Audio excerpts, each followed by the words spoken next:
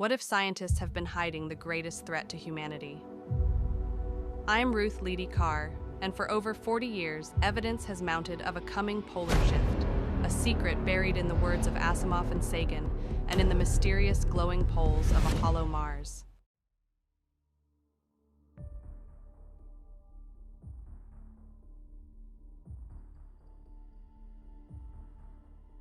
Hello, folks. I'm Ruth Leedy Carr, author of Polar Hole Light in Europe's Clouds, the Asimov-Sagan Axis Shift and Mars Collapse Puzzles, and Tipping Point for a Hollow Earth, how Asimov and Sagan backed my prophecy of a polar hole shift to Europe. I'd like to review some of the things that NASA has done that support the hollow planet theory, even though they don't actually admit that. In mid-2024, it was announced on National Public Radio that NASA had detected a distant planet shaped like a collapsed football. This obviously supports the hollow planet theory, because how could a solid planet collapse? The announcement was brief, with no discussion. No expert was brought on to explain how a planet might arrive in this condition. One possible explanation is that a hollow planet collapsed due to gravity when the outer shell was no longer rotating fast enough to remain in orbit around its central star. Earth's rotation is supported by the solar winds striking the north and south magnetic poles due to the magnetic field's shape. Solar storms result in boosts in rotation speed. Mars receives no such support for rotation because its magnetic poles have died away. And for this reason, I have long predicted that the collapse of Mars, well before NASA discovered a collapsed planet somewhere, way in deep space. When rocks were detected near a pole of Mars, it was announced by NPR around 2019. This confirmed that there really is water on Mars, but left us wondering why NASA failed to detect the massive polar ice cap, which experts had for decades been offering us the explanation for protruding blobs of polar light. Marshall Gardner in 1920 didn't think such protruding blobs could be reflections from ice. His book is A Journey to the Earth's Interior, or Have the Poles Really Been Discovered? We should be asking why some experts were wondering why Mars had any water at all, while others were firmly declaring that Mars had massive ice caps. The so-called ice caps must have been a central star's light shining through a polar opening, as Gardner said. NASA arranged the Mariner 7 Mars photos of August 4th, 1969, so as to capture images of the South Polar light cap when it was almost totally on the night side. After producing this strong hollow planet evidence, NASA proceeded to doctor the photos to make it slightly less obvious that Mars is hollow. The day-night border at the right edge of the polar light cap has been colored a solid black. I'm going to show you this. Okay, the day-night border is right here. Should be 90 degrees away from where the sun's bright reflection is. 90 degrees this way and 90 degrees this way, the perimeter can be illuminated. And the same is true here. You've got 90 degrees from this bright spot, which reaches the edge of the polar cap. And the same is true. Now, the first picture is from Space Science and Astronomy, edited by Page and Page, and this is from Patrick Moore's Guide to Mars, 1978.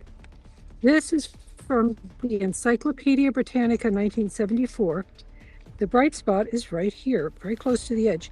And you go 90 degrees this way and 90 degrees this way. And that's all the perimeter that can be illuminated by the sun as the planet or moon goes through phases, always 180 degrees.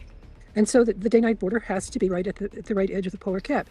And NASA planned the whole mission. They knew that this south polar area was going to be in winter darkness, or should be in winter darkness, and therefore the illumination of it is unexplained.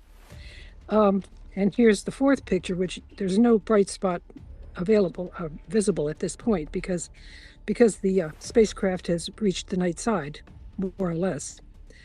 And you can see that the light cap has been partially cropped off, but it's pretty bright. Here you can see how the planet photo C from the Encyclopedia Britannica probably looked before they did all the alterations, before they colored in the lower part here. You would have seen it in half phase, and the day-night border would have been straight, pretty straight. And this would have been the fourth picture with less than half phase. And once again, reaching down to the edge of the polar cap. A composite photo of Earth showing how it would look if the northern hemisphere were lighted all at one time. Of course, it's only half of it can be lighted because the other half has to be in darkness, in night. But three pictures were combined to create this impression of daylight on all sides of the planet at once. And this particular photograph from November 1968 looks as though it has a dark hole in the center. And this has fueled a lot of speculation. In fact, a Danish explorer named Edmund Borch claimed to have gone through the hole with a team of 5, and his story is told in this article from The Sun, February 25th, 1992. There's a hole in the pole, he says. And he says that the peace-loving humans in the interior want no contact with us, and that they have the ability to usually have the ability to conceal the hole through holographic illusion, but that the illusion failed on this particular day, so that's why we get to see the hole. But my contention on this picture is that unless you can see the light of the inner sun through that hole, which you cannot, it is not conclusive evidence for a hollow Earth. It's just very intriguing. It's just not conclusive. Okay, and a couple of what's called far UV photos of Earth showing polar light on the night side can be found in Space Science and Astronomy, edited by Page and Page.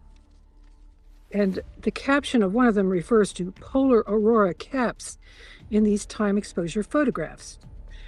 This description can't be accurate because the aurora is a ring. You can see in this, here's a photo of the ring, and the article underneath says, Northern Lights photos show polar ring of fire. So in the southern hemisphere, this is the ring in the southern hemisphere. It's definitely not a cap, it's a ring. And so if the picture in Space Science and Astronomy really does show a cap, which is debatable, but if it really does show a cap, the center portion of that cap has to be illuminated from within the Earth through a polar opening. And we can't see that in these particular pictures. It's possible that the central sun's light was perhaps blocked by clouds. It's hard to say why the central sun is not showing through at this in the middle of the circle. I certainly can't explain that. Okay, and then regarding Venus, there was a composite photograph, actually a model, was created using many images of Venus as seen beneath its, partial images because of the cloud cover. Venus has a perpetual cloud cover, so many images showing just a little bit of the surface had to be combined to create this total image, this is actually a model. And you can see at the top, it looks as though there is a polar basin with a flat bottom. And so this picture just looks as though it's a picture of Venus with a North Polar opening. The story reports that this incognita out of range of Pioneer's radar, but the picture just piques your curiosity, and it just sort of stimulates people to think that perhaps the Earth is hollow, or that Venus is hollow and that Earth could be hollow, without actually telling us so. It's one of those things that one could ask, why was it produced like that? I mean, in my opinion, if there is land up there in this polar area, there's just absolutely no reason why the spacecraft could not have been trained so as to fly over the North Pole and capture images of the North Polar area. It's just ridiculous to say, well, we couldn't photograph the pole. I mean, that's just ridiculous. You send your spacecraft the whole distance. You're not going to, if you had taken an equatorial orbit, most of the north and southern hemisphere would not have been visible. So you have to position the spacecraft so as to travel over the northern and southern hemisphere. And in order to photograph the pole, all you have to do is make sure that the spacecraft travels over the pole. With all that in mind, incidents where the hollow planet theory is receiving a little bit of support from something that NASA did, I'm hoping that people will be willing to consider the riddles that I have found from Isaac Asimov and Carl Sagan, indicating that they considered the Earth to be hollow, but they just weren't free to say so openly. My favorite is this short one, which says, from the name Hober Mallows, which has been pluralized in Foundation's Edge, Asimov's 1982 novel. If you take that name and use every letter just once, you could spell Mars be hollow. And that's what you call a perfect anagram. And then from his other character named Horidivalo from Pebble in the Sky, you can get the message, we have a hollow world. It's not a perfect anagram, but you can get that out of it.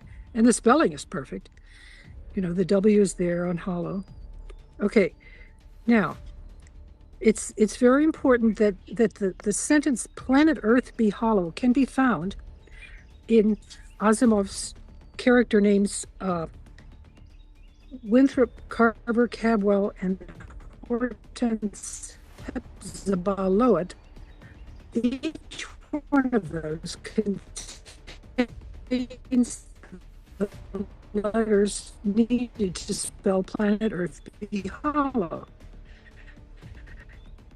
And they have a story, Cal, that Asimov wrote, that those names just happen to be able to spell planet Earth be hollow, when no other character name whatsoever in all of Asimov's fiction can spell planet Earth be hollow, unless you include nicknames. I can find one exception, but you have to put a nickname in there with it.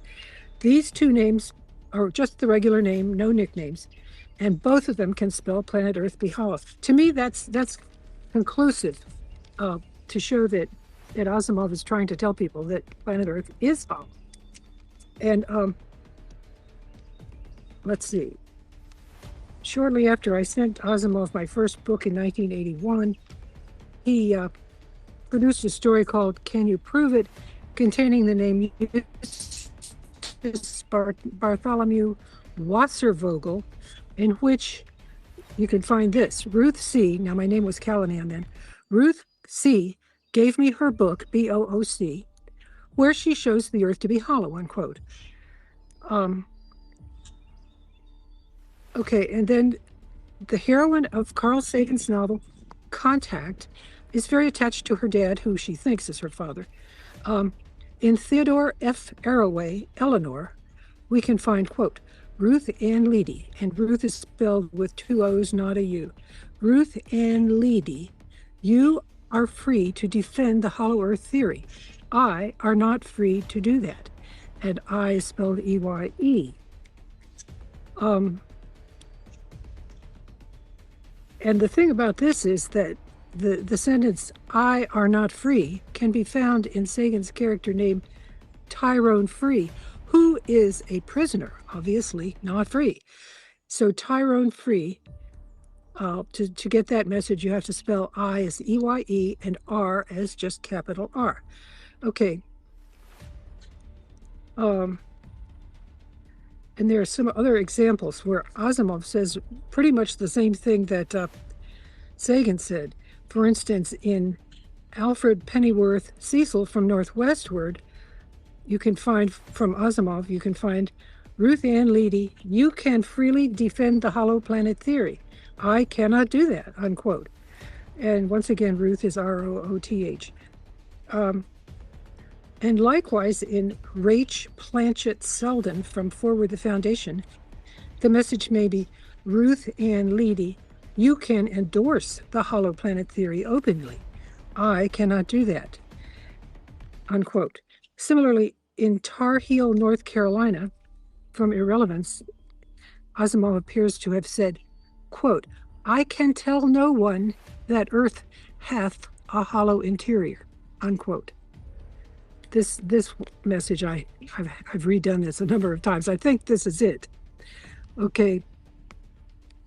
We should be sure that this is a riddle because Asimov has his character discuss this as possibly being a riddle and even attempt to solve it. Let's see. In Lucius Lamar Hazeltine from The Critic on the Hearth, Asimov may be telling us, quote, I am in thrall to the Earth's ruler Azazel, A-Z-A-Z-E-L. I cannot tell his secrets, unquote. Now, this comes in a story about a demon, a powerful demon, little but powerful, a story starring a demon named Azazel. And so indicates that Asimov wants you to know that Azazel is real. As he said in the introduction to his book, Azazel, that the ancient Hebrews thought there was a real Azazel. Okay. And as to the risks involved in opposing the cover-up, in Nemesis, Asimov informs us, quote, R.A. Leedy risks her life when she tells Azazel's secrets. And Azazel is spelled with S's, not Z's. And Leedy is spelled with an I at the end. And risk is spelled R-I-S-C. Okay, R.A. Leedy risks her life when she tells Azazel's secrets. She isn't safe, unquote. This is from Creel Fisher, Tessa Anita Wendell, his lady friend. By itself, the name of Fisher, who is a spy undertaking a risky mission, tells us, quote, R.L. risks her life. And the word her and the letters for her and the letters for life are grouped together in the name Creel Fisher, C-R-I-L-E-F-I-S-H-E-R. Okay, in Garand, these are two agents. In Garand Weiler Creel Fisher, we can find, quote, R.A. Leedy, why are you risking your life? That's Y-E-W-E-R, unquote. Now, in Creel Fisher Roseanne, that's his sister, we find, quote, R.A.L. sacrifices, risks her life for no selfish reason, unquote. In Creel Fisher Eugenia Insignia, that's his ex-wife, the message may be, quote, R.A.L. feels sure R.A.L. feels sure a new axis is near, and new is N-U, axis A-C-S-I-S. A new age is near. She risks her life raising such issues.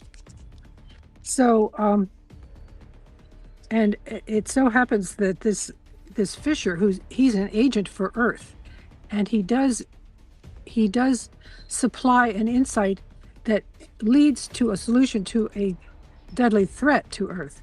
So he's in a kind of a savior role. Okay, I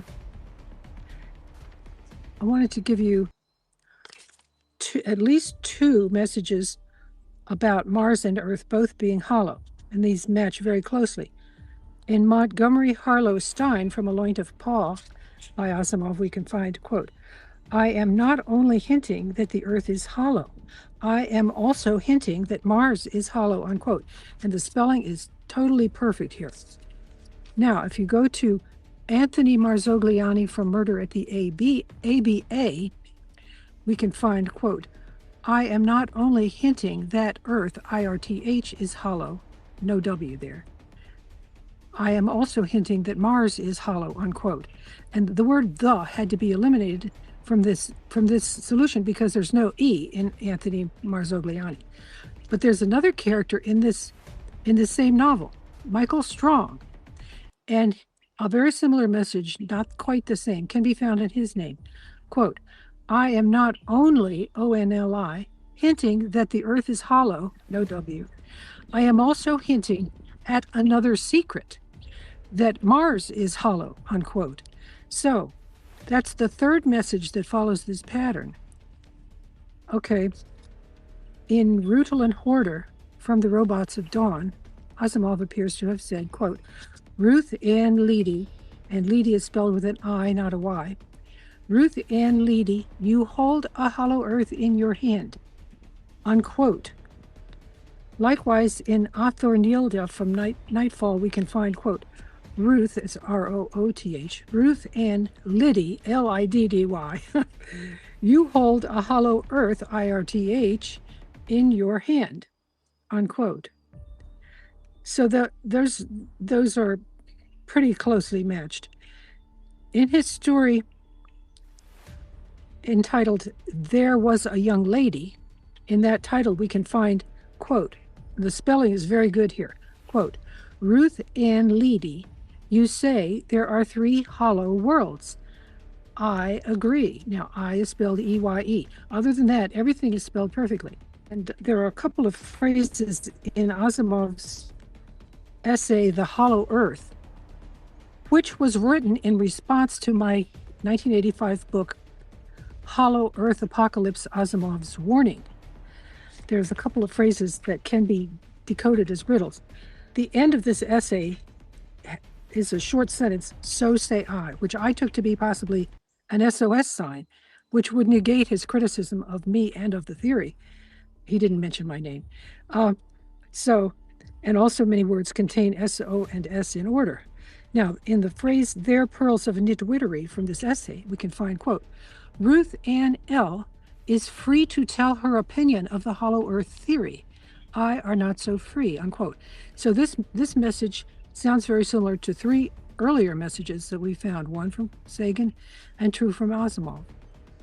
Okay, in non-sequitorish madness from this same essay, we can find, quote, Ruth Ann is not quite as mad as she seems, unquote.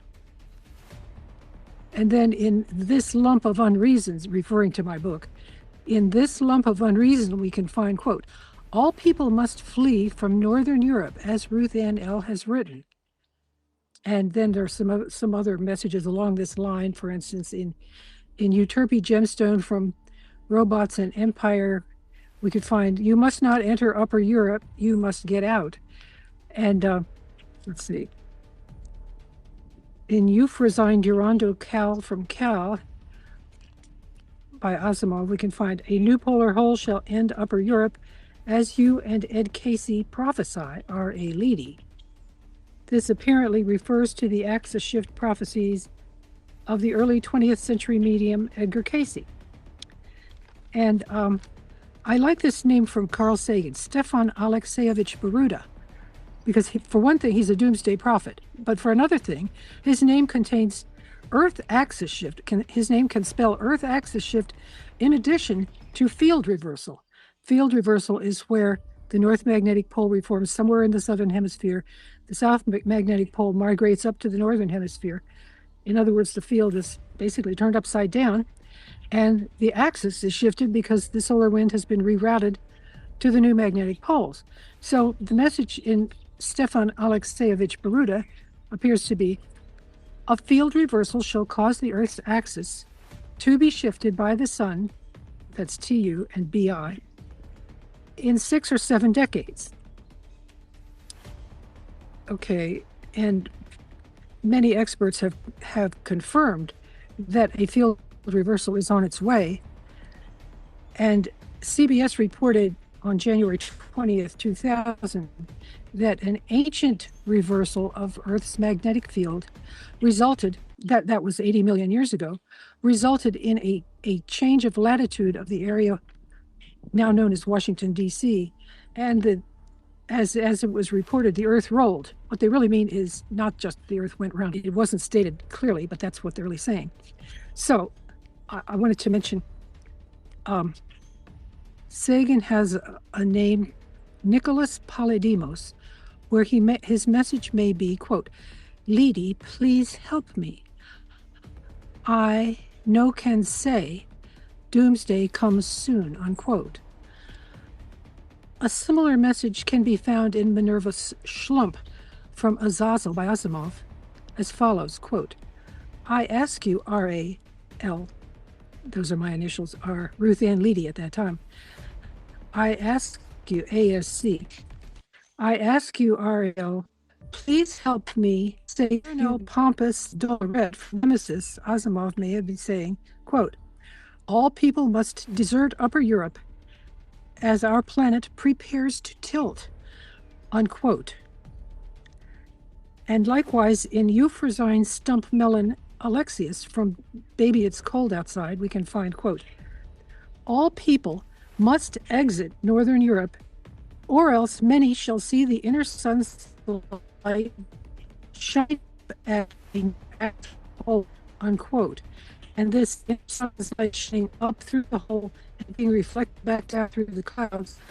I mean, I'm saying that this is the actual phenomena which is being described by Christ in his prophecy that he was going to return in the clouds.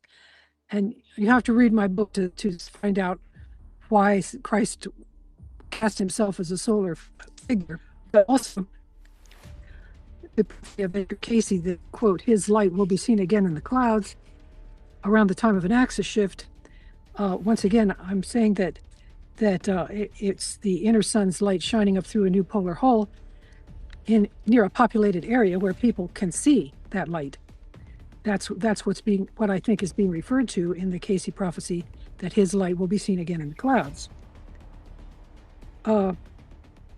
Just today, I looked at the title to this story, Baby It's Cold, and I found, "As you see cloud light, you could be about to die," quote.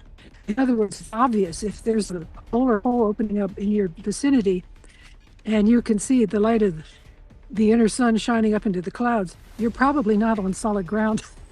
You're probably not safe. Okay, I've enjoyed this series of talks and hope to return again before too long. And there's more to be said about the new equatorial bulge and things to be said about Mars. And I want to give my thanks to Explora Books for hosting these talks and to all of you for tuning in.